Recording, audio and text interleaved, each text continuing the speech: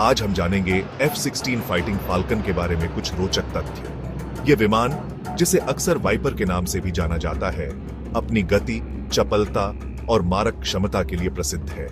यह दुनिया के सबसे सफल और बहुउपयोगी लड़ाकू विमानों में से एक है और दशकों से कई देशों की वायु सेनाओं की रीढ़ रहा है।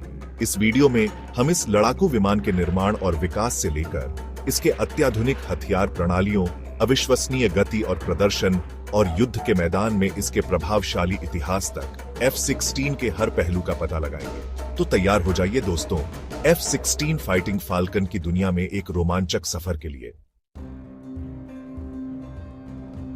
F-16 फाइटिंग फाल्कन का जन्म अमेरिकी कंपनी जनरल डायनामिक्स, जिसे अब लॉकहीड मार्टिन के नाम से जाना जाता है, के कारखानों में हुआ था। यह एक हल्के, कम लागत वाले लड़ाकू विमान के रूप में डिजाइन किया गया था, जो उच्च गति और गतिशीलता प्रदान कर सके। इसका पहला उड़ान परीक्षण 1974 में हुआ था और इसकी असाधारण क्षमताओं को देखते हुए इसे जल्द ही अमेरिकी वायु सेना ने 1978 में अपनी सेवा में शामिल कर लिया।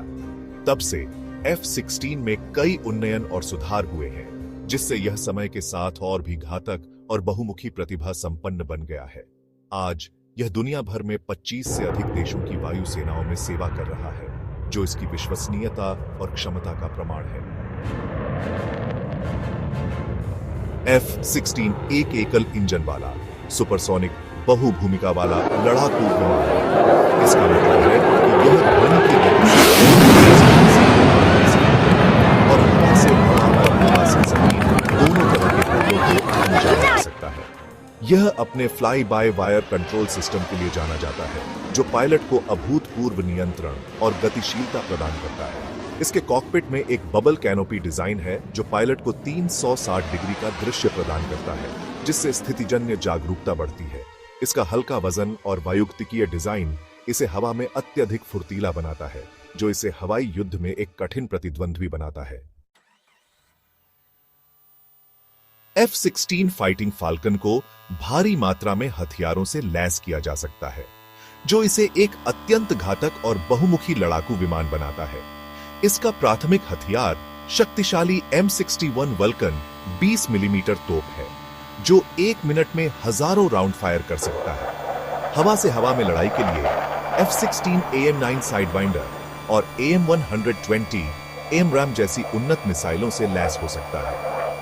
यह जमीनी ठिकानों पर हमला करने के लिए हार्पून, मावेरिक और JDM जैसी सटीक निर्देशित बमों का भी उपयोग कर सकता है। और अगर स्थिति की मांग हो तो F-16 परमाणु हथियार ले जाने में भी सक्षम है, जो इसकी विनाशकारी क्षमता को और बढ़ाता है।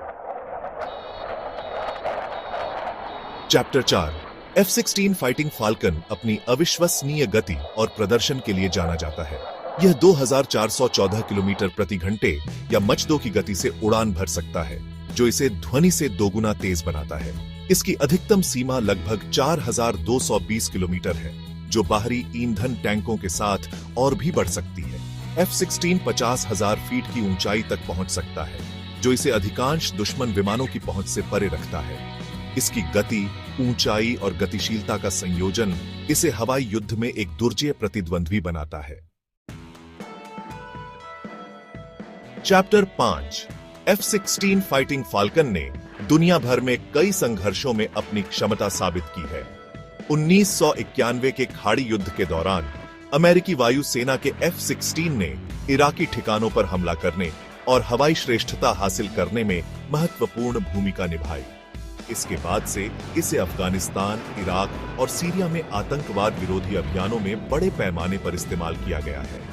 पाकिस्तान वायु सेना भी F-16 का संचालन करती है और उसने 2019 में बालाकोट हवाई हमले के दौरान इसका इस्तेमाल किया था। चैप्टर 6।